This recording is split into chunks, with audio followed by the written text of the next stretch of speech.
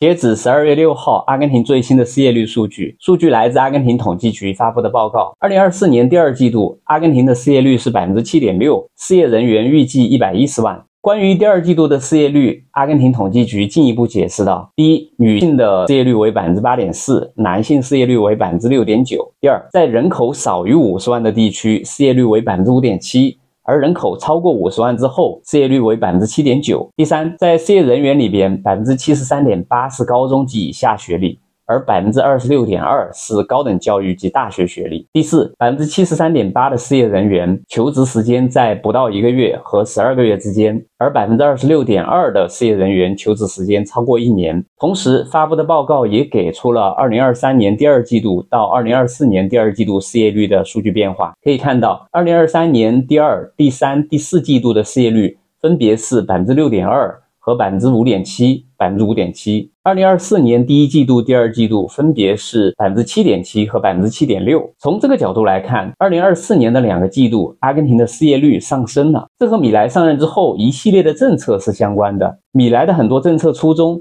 是为了控制阿根廷超过 200% 的通货膨胀率和控制政府预算，但是在实现这些目标的同时，肯定也带来了其他一些负面作用，比如我们看到的失业率上升。那控制高通货膨胀率比较好理解，那为什么米莱要控制政府预算呢？那我们之前讲过，阿根廷是一个高福利国家，这个高福利超过了本身经济的承载能力。为了发福利，阿根廷政府每年都需要向外国借钱，后来因为几次债务违约其他国家不愿意借给他了，所以阿根廷政府开始每年提升自己的政府预算，然后靠央行发行货币来支持这种高福利。那最后的结果就是通货膨胀率飙升。举2个具体的例子来看一看米莱的政策。米莱上任之后，关闭了13个政府部门，解雇了大概3万名公务员，差不多接近 10% 的政府人员，并且米莱暂停了所有正在筹备的基础设施项目，中断了向各个省转移的在建工程资金，并开始对所有有效的合同进行审计。根据阿根廷建筑商会的估计，政府欠承包商约4亿美元。自米莱执政以来，建筑行业已经有20万人被解雇。然而米莱认为公共工程的冻结是成功的，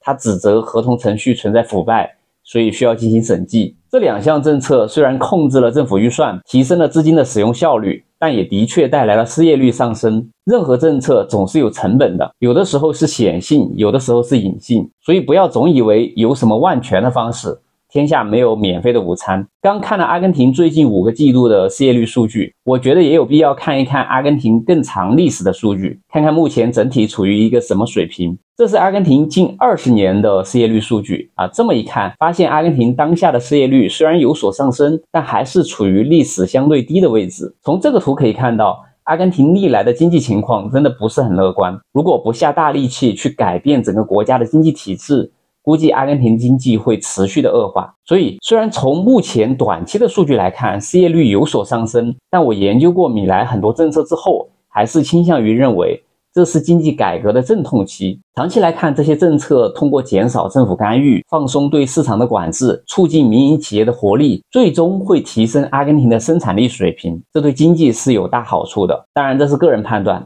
也不排除随着我获取更多的信息，然后改变观点。